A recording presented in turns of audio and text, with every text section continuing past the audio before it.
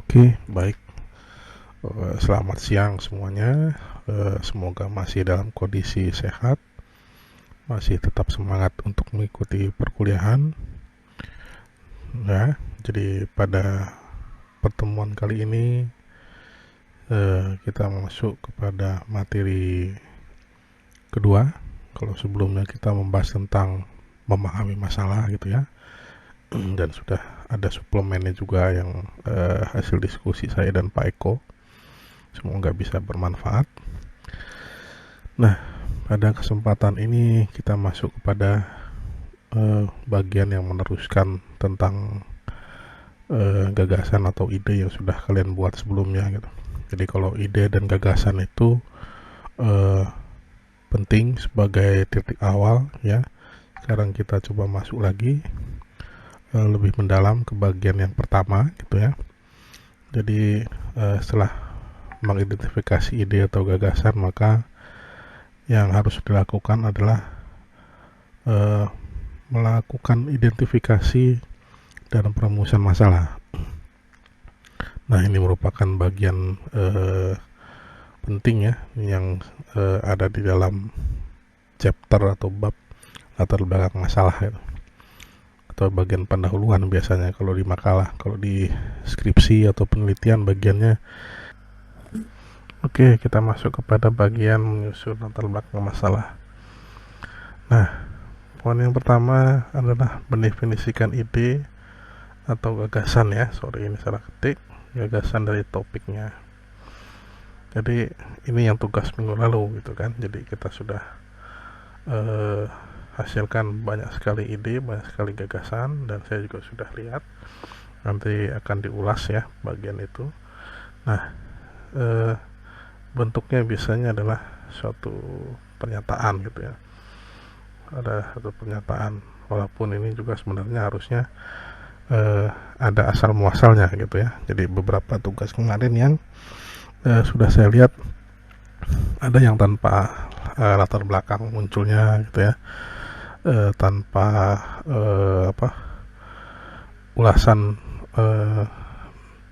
kenapa itu muncul, misalnya gagasan itu atau ide itu gitu ya. Nah, itu perlu sebenarnya gitu ya. Jadi perlu dimunculkan. Jadi kita tahu dari mana munculnya ide tersebut gitu ya. Walaupun dia yang dicari adalah nanti satu kalimat misalnya gitu kan. Nah, seperti ini contohnya adalah implementasi e-government di Pemda X. Nah, ini contoh ya. Nah, ini akan saya contohkan nanti ke bagian selanjutnya gitu, bagian yang di bawahnya.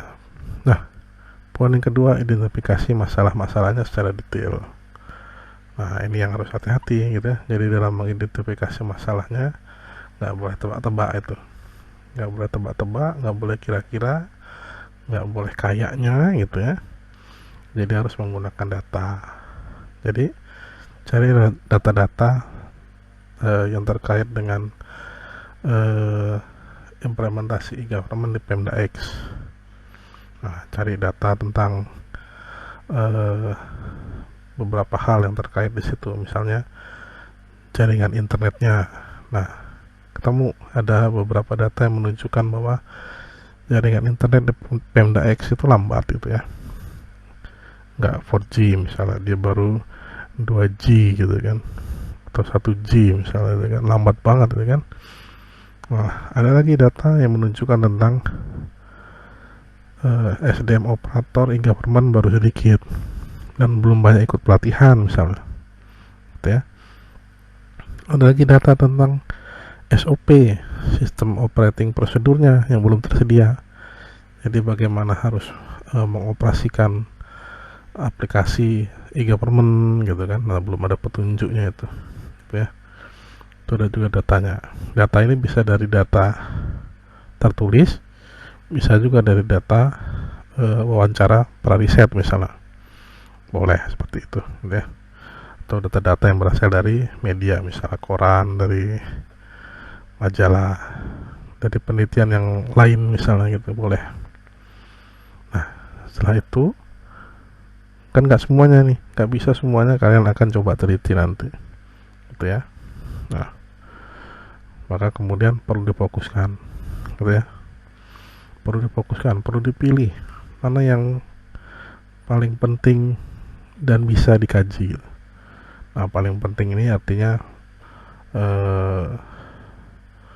menurut perspektif kalian di Pemda-X itu mana yang paling utama untuk dicarikan solusinya gitu.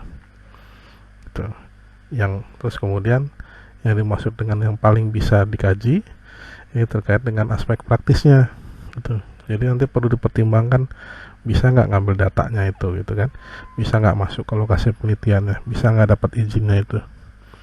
Nah itu, nah baru kemudian nanti kemukakan alasan-alasannya gitu ya. Jadi di sini contohkan misalnya memilih mengkaji SDM-nya gitu, karena SDM tersebut berhubungan dengan aspek keberlanjutan atau regenerasi gitu ya. Jadi sistem boleh berganti, tapi kan operatornya ini harus tetap ada gitu kan, dan dia nanti yang kemudian meregenerasi kemampuannya atau keahlian kepada pegawai-pegawai lainnya gitu. Nah, poin selanjutnya, jelaskan pentingnya masalah yang Anda fokuskan itu atau dalam kurung urgensinya gitu. Nah, menentukan urgensi ini juga tidak boleh kira-kira gitu ya, nggak boleh kayaknya. Nah, tapi carilah teori atau konsep yang mendukungnya gitu ya. Nah, browsing lah, biasanya ada di buku-buku yang terkait atau di penelitian-penelitian yang sejenis gitu. Nah, penelitian sejenis ini cari isinya gitu ya, yang khususnya membahas tentang SDM dalam e-government. Nah, pakai konsepnya itu boleh, tapi jangan lupa dikutip gitu ya. Nah, itu untuk menjelaskan urgensi. Jadi Anda akan berargumentasi bahwa meneliti SDM ini penting gitu ya, karena SDM ini akan berkaitan dengan aspek pengambilan keputusan, berkaitan dengan aspek regenerasi misalnya gitu kan. Nah, cuma cari konsepnya dulu itu untuk bisa menyatakan itu. Nah, kemudian poin selanjutnya, kemukakan rumusan masalah tadi dalam bentuk pertanyaan gitu ya. Jadi kalau udah ketemu gitu kan, fokusnya udah ketemu, mana yang kalian mau teliti, urgensinya udah jelas, tinggal rumuskan dalam bentuk pertanyaan. Nah, contohnya di sini adalah bagaimana strategi pengembangan SDM pelaksana e-government di Pemda-X, gitu kan? Apa saja faktor yang mendukung pengembangan SDM e-government di Pemda-X, gitu. Nah, itu. Jadi harus dalam bentuk pertanyaan, gitu ya. Jadi pertanyaan ini muncul dari ulasan di bagian-bagian yang di awal tadi itu. Identifikasi masalah, fokus masalah, gitu ya. Urgensi masalah, gitu kan. Nah, baru bagian akhir, poin selanjutnya adalah tujuan kajian atau penelitian. Nah, ini harus sinkron, gitu ya, dengan rumusan masalah tadi.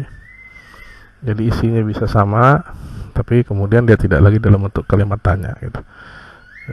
Misalnya berkaitan dengan rencana, hendak mendeskripsikan, hendak menganalisis, hendak menjelaskan gitu.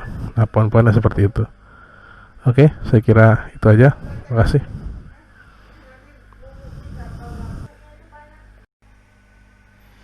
Oke, selanjutnya. Nah, ini tips gitu ya. Jadi untuk mempermudah membuat latar belakang masalah, sebenarnya kalau sudah terbiasa mah gampang gitu ya, tapi karena kita coba mulai belajar, maka bisa dengan model tabel seperti ini gitu ya. Jadi model tabel ini untuk menyiapkan kalian paragraf 1 itu apa, paragraf 2 itu apa nanti, paragraf 3 apa, 4 apa, 5 apa, 6 apa, 7 apa, dan 8 apa. Ini tentatif ya, jadi nggak harus ada 8 paragraf nanti. Contoh aja ini gitu. Nah, di pembuka biasanya isinya adalah memperkenalkan ide atau gagasan kajian kalian gitu ya. Jadi biasanya beberapa kalimat yang menyatakan menariknya ide tersebut gitu ya. Jadi ini untuk memancing orang membaca gitu kan, menariknya apa gitu ya. Jadi nggak usah lagi misalnya Indonesia adalah negara kepulauan, itu nggak harus begitu ya. Jadi di paragraf pertama itu langsung aja bicara tentang ide gagasan kalian. Misalnya apa menariknya e-government gitu kan, atau apa menariknya kedisiplinan PNS atau kinerja gitu kan. Nah, baru kemudian di paragraf kedua mulai masuk kita ke identifikasi masalah. Identifikasi masalah ini sudah punya data, jadi harus ada data dulu gitu ya. Data itu bisa dicari yang sifatnya online ataupun offline gitu. Itu banyak ya. Kalau data-data PNS mungkin bisa dicari di website dari Pemda. Kalau nggak ada, biasanya ada di beberapa dokumen gambaran umum ya, gambaran umum Pemda gitu, yang bikin BPS itu. Atau kalau cuma jumlah PNS di BPS juga ada websitenya gitu. Nah, udah dikumpulkan di situ, dikompilasi data-datanya, baru kemudian tambahkan argumentasinya gitu. Jadi mencermati data tersebut di atas gitu ya, dapat dianalisis atau dapat diduga bahwa gitu kan, bla bla bla bla gitu isinya itu. Nah, kemukakan argumentasinya itu ya, argumentasi masalahnya apa gitu ya. Jadi ini masih nyambung dengan yang ide tadi itu gitu ya. Jadi bahasannya nggak boleh menyimpang gitu. Jadi kalau topiknya tentang e-government misalnya, kemudian di paragraf kedua bicara tentang data e-government gitu ya. Paragraf 3 kemudian argumentasinya adalah tentang kondisi e-government di satu lokasi Pemda misalnya gitu ya. Argumentasinya kondisi e-government di satu Pemda dikaitkan dengan beberapa konsep. Nah, ini nyambung nanti dengan paragraf 4 itu. Gitu ya. Dikaitkan dengan konsep gitu. Nah, dari narasi tadi itu kemukakan mana yang paling sepertinya yang paling utama untuk Anda teliti gitu. Terus alasannya apa gitu. Ya. Jadi kalau meneliti e-government misalnya aspek yang Anda pilih adalah kesiapan SDM. Nah, alasannya misalnya menurut konsep pakar A, SDM merupakan komponen yang paling vital guna pengembangan sistem e-government di satu Pemda gitu. Hal ini dikarenakan, nah teruskan itu kan ulasannya itu. Gitu. Ya. Nah, masuk ke paragraf kelima, baru tentang urgensi dari masalah yang Anda pilih. Apa urgensinya meneliti tentang SDM misalnya, gitu ya? Urgensinya bahwa meneliti tentang aspek SDM ini akan berkaitan dengan potensi keberlanjutan daripada sistem e-government tadi gitu. Karena akan muncul generasi-generasi yang siap untuk mengembangkan gitu ya, siap untuk menjalankan e-government menjadi lebih optimal gitu. Misalnya itu. Nah, baru kemudian masuk paragraf 6 gitu ya. Nah, kalau di sini bisa debatnya ditambahin konsep-konsep misalnya. Ya, menurut pakar A, pengembangan SDM dalam e-government adalah begini gitu ya. Menurut pakar B, pengembangan e-government pengembangan SDM dalam e-government adalah begini gitu. Nah, itu bisa digunakan secara kompilasi di situ. Baru kemudian paragraf 7 adalah kemukakan rumusan masalah sebagai hasil pertanyaan gitu. Nah, ini sudah dikasih tahu tadi ya. Jadi harus ada statement pertanyaan bentuknya. Bagaimanakah pengembangan SDM e-government di Pemda X misalnya? Apa saja faktor yang menentukan pengembangan e-government di Pemda X? Nah, itu pertanyaannya gitu kan. Jadi tujuan penelitiannya udah tinggal ngambil dari situ gitu ya. Tujuan pertama, hendak mendeskripsikan strategi pengembangan SDM dalam implementasi e-government di Pemda X gitu ya. Nah, itu nyambung begitu.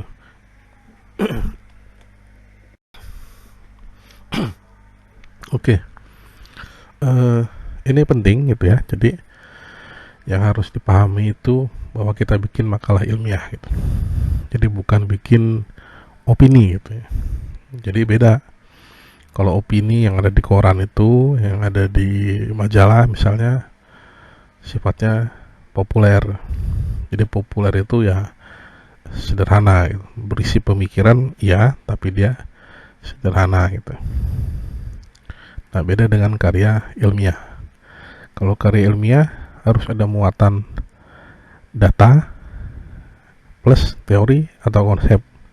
Nah, baru itu yang namanya argumentasi ilmiah gitu ya. Jadi nanti dibedakan itu. Jadi jangan isinya skripsi adalah opini semua gitu. Menurut saya seharusnya gitu kan. Seharusnya boleh, tapi kalau seharusnya pakai teori, pakai konsep. Tapi kalau seharusnya menurut saya itu udah jadi opini gitu kan. Nah ya, jadi harus dibedakan gitu. Tempatnya berbeda gitu. Oke, nah ini yang juga harus dipahami gitu. Jadi bagaimana memposisikan data dengan teori gitu.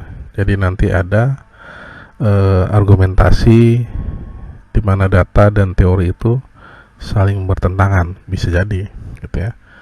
Ada juga suatu ketika data dan teori itu nyambung gitu ya, saling berkolaborasi gitu.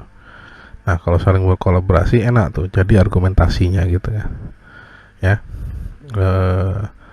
Tapi pada saat data dan teori bersinggungan, nah ini tidak jadi argumentasi ya, jadinya justru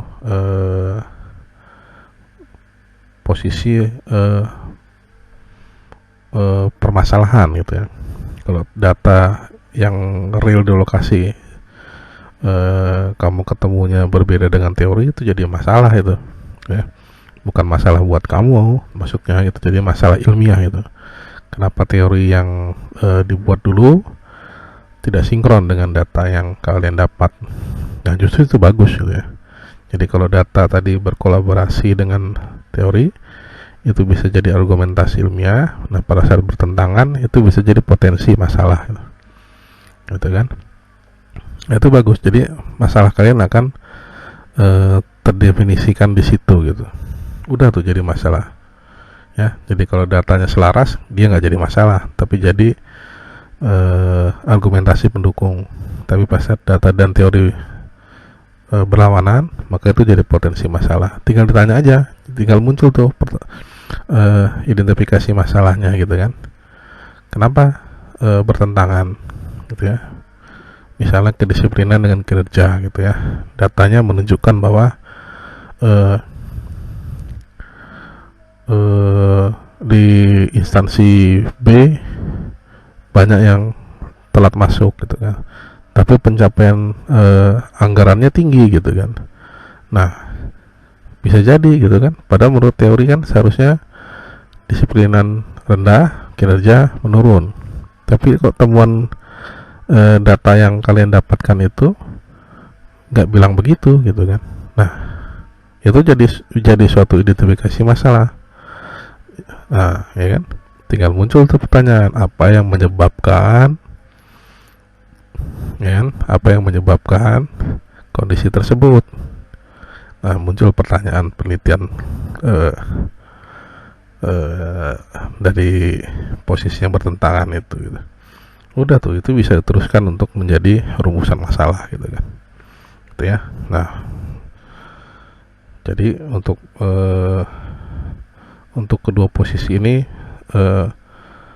perlu dipahami posisinya gitu. Jadi kalau posisi untuk saling menunjang, dicari teori yang selaras dengan data.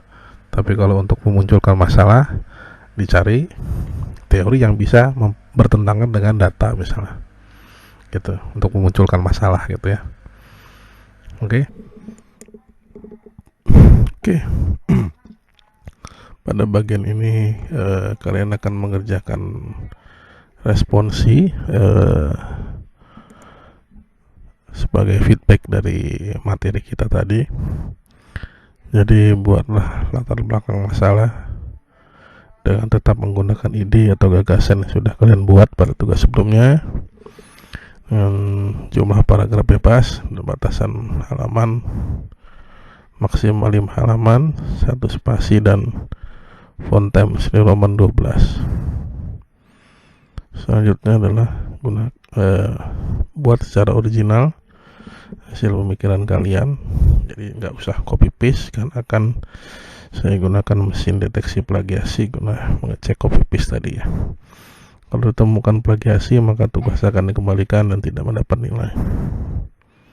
Selanjutnya gunakan data sekunder ya, bersumber dari internet, misalnya data BPS, situs Pemda, data situs berita, atau dari Google Scholar, boleh. Karena pandemik, saya tidak menganjurkan turun lapang.